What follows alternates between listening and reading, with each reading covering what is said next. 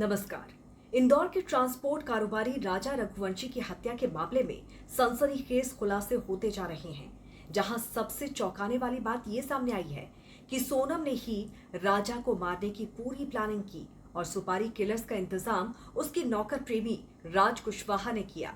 तो वहीं दूसरी बड़ी बात यह सामने आई है कि मेघालय पुलिस को सोनम का सच हत्या के दूसरे दिन ही पता चल गया था, लेकिन चूंकि उस वक्त सोनम लापता थी, इसीलिए मेघालय और मध्य प्रदेश की इंदौर पुलिस ने इस मामले में चुपचाप सीक्रेट ऑपरेशन शुरू किया, जिसका नाम ऑपरेशन हनीमून रखा गया।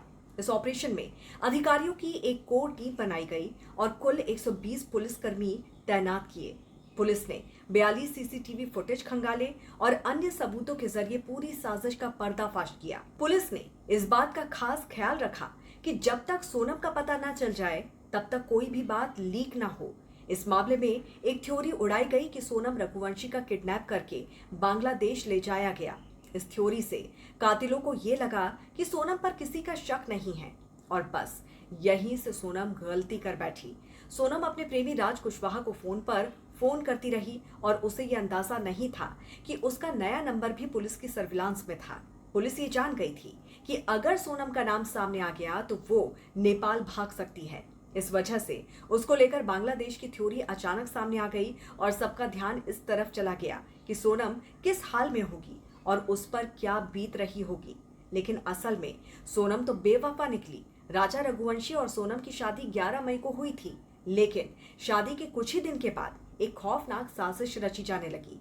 20 मई को दोनों अपने हनीमून के लिए गुवाहाटी पहुंचे और फिर 22 मई को शिलोंग गए।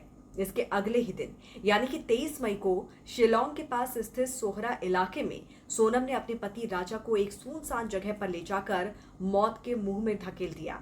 वहां पहले से घात लगाए बैठे 3 हत्यारों ने धारदार हथियार से राजा के सिर पर वार किए और उसकी हत्या कर दी। हत्या के वक्त सोनम भी मौके पर मौजूद थी और उसी ने इशारे से हत्यारों को हमला करने का संकेत दिया।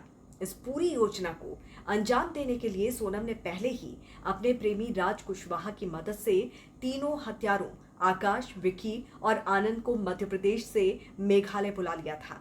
21 मई को ये सभी गुवाहाटी पहुंचे थे और वहीं एक होटल के पास की दुकान से डाव नाम का तेज धार वाला हथियार खरीदा गया था। हत्या के बाद सोनम ने गुवाहाटी से ट्रेन पकड़ी और इंदौर पहुंच गई, जहां वो अपने प्रेमी राज से मिली। राज ने उसे एक दिन के लिए किराए के कमरे में ठहराया, फिर एक ड्राइवर की मदद से उसे उत्तर प्रदेश के गाजीपुर भेज दिया। 25 मई से सोनम वहीं छिपी हुई थी और लगातार बाकी आरोपियों के संपर्क में थी। पुलिस को संदेह तब हुआ जब देखा गया कि हनीमून पर गए इस नव विवाहित जोड़े ने ना तो कोई तस्वीर खींची, ना ही सोशल मीडिया पर कुछ साझा किया। शक और गहरा गया तब जब राजा की मौत के बाद सोनम ने उसके सोशल मीडिया अकाउंट से एक पोस्ट डाली, 7 जन्मों का साथ है, जो पुलिस को बनावटी और भटकाने वाली लगी। इस केस की जांच के लिए मेघालय पुलिस ने एक खास टीम बनाई और गहराई से छानबीन शुरू की। 3 और 4 जून को पुलिस को इस बात के पुख्ता सबूत मिल गए कि सोनम ही इस हत्याकांड की साजिश करता है। इसके बाद इंदौर से राज कुशवाहा को गिरफ्तार कर लिया गया। दबाव बढ़ने पर सोनम ने गाजीपुर के एक ढाबे में जाकर खुद को पुलिस के हवाले कर दिया। 7 जून को पुलिस ने एक साथ कई ठिकानों पर छापेमारी कर तीनों हत्यारों को भी पकड़ लिया। घटना स्थल से खून से सनी आकाश की शर्ट मिली और कुछ दूरी पर सोनम का रेनकोट भी बरामद हुआ, जिसे वो जानबूझकर छोड़ आई थी ताकि जांच को भटकाया जा सके। आनंद को भी उन्हीं कपड़ों में गिरफ्तार किया गया जो उसने हत्या के वक्त पहने हुए थे। इसके अलावा एक स्कूटी चालक से मिली जानकारी ने पुलिस को उनके आने जाने का पैटर्न समझने में मदद की और साजिश की कड़ियां जुड़ती चली गई। अब मेघालय पुलिस सभी आरोपियों को शिलोंग लाकर गहन पूछताछ कर रही है ताकि पूरे मामले की गहराई तक जाया जा सके। इस पूरे हत्याकांड का मकसद साफ था, राजा को रास्ते से हटाकर सोनम का अपने प्रेमी राज के साथ जीवन बिताने का सपना पूरा करना। तो इस पर आपकी क्या राय है, जरूर बताइए। जुड़े रहिए राष्ट्रहित टीवी के साथ। नमस्कार।